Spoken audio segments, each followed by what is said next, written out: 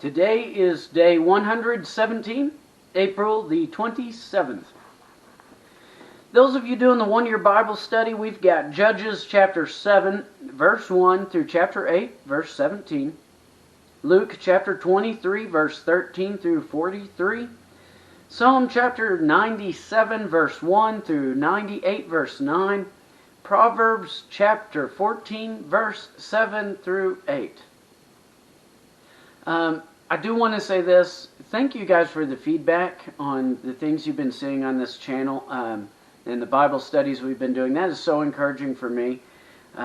Also, the things that I've been hearing about Lieutenant doing as far as his short videos go, I've been hearing some feedback on that. So that's awesome. Be sure you check his stuff out too. And again, thank you. I know this is kind of angled towards first responders, but man, it's really cool whenever I hear of families that are sitting down to watch these devotions together and stuff. That's super encouraging to me. So thank you. Let's stick strong and keep growing to the Lord together.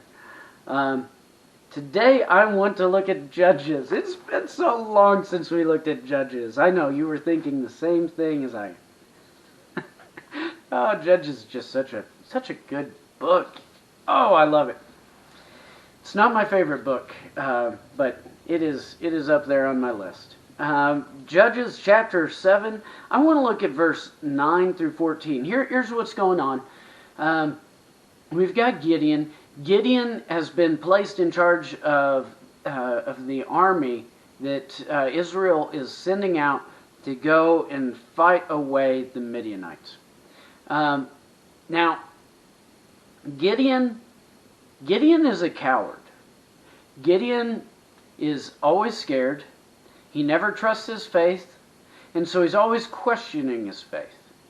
And in questioning his faith, you see things like him casting the fleece, and but yeah, I don't know, let's cast the fleece again, and God, give me a sign. And he's just constantly questioning from the very beginning of our run-in with Gideon. Through the very tail end of it, we see this constant struggle of faith, which is so amazing because if you fast forward to the book of Hebrews, there's a section in Hebrews chapter 11 often called the Hall of Faith. And these are the people who had strong faith. And it's funny because in the Hall of Faith, we see Gideon. And Gideon, his name is mentioned in there, and he is one who's constantly struggling with faith. That should encourage us.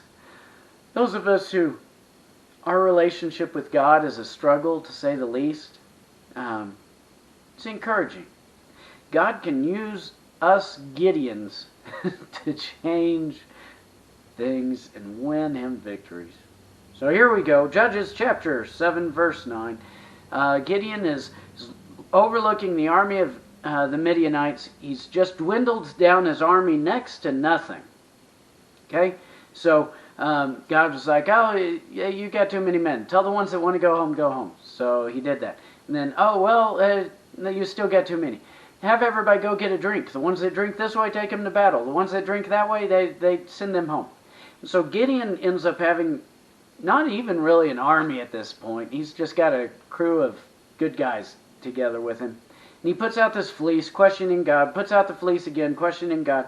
And Gideon, after having the fleece twice, and after hearing God multiple times on this whole process, he's still scared. And he's fixing to attack, and he's fixing to go in with these 300 men, and he's scared. Verse 9 through 14. That same night the Lord said to him, arise and go against the camp, for I have given it to your hand. But if you are afraid to go down to the camp with Purah your servant, and you shall hear what they say, and afterwards your hands shall be strengthened to go down against the camp. So then he went down with Purah his servant to the outposts of the armed men who were in the camp.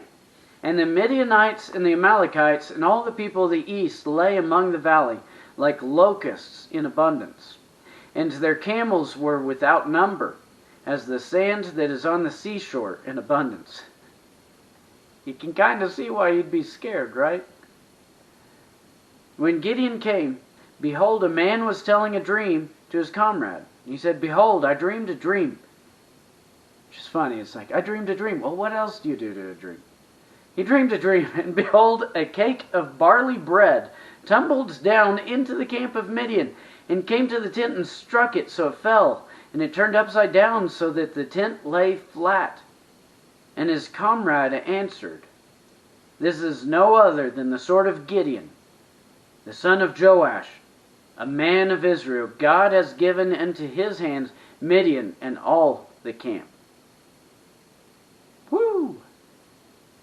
As soon as Gideon heard that, he ends up worshiping God right there. He has to worship God, and he goes back. He gets his men together, and they end up going into battle. Now their battle's a little different, but they end up going into battle, and a total victory for Israel. Israel doesn't lose a single man. I just think this is so cool because God knows we each face fear, even when we try our best to follow in faith, even when we try our best to put on the face of being brave. We each have fears in our faith. Fear of being judged, fear of being persecuted, fear of our friends pushing us off and putting us off as too righteous or whatever, and so they won't associate with us. Fear of messing up and failing God. Fear of sharing God wrong and then pushing people further away from Christ. And we have all of these fears. And so easily we let the fear rule over our hearts and rule over our obedience to God. God is more than willing to use us if we are willing to be used. He knows we're going to make mistakes. He knows what mistakes we're going to make. He's outside of time. He's already seen you mess up tomorrow. And he knows it. It's not a surprise to him. And he still loves you and still wants to use you.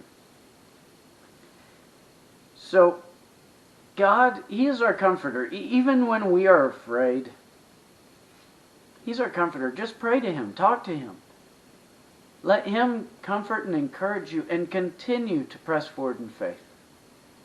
Through Him, you will accomplish things that you would not ever even dream of. Take care of yourselves.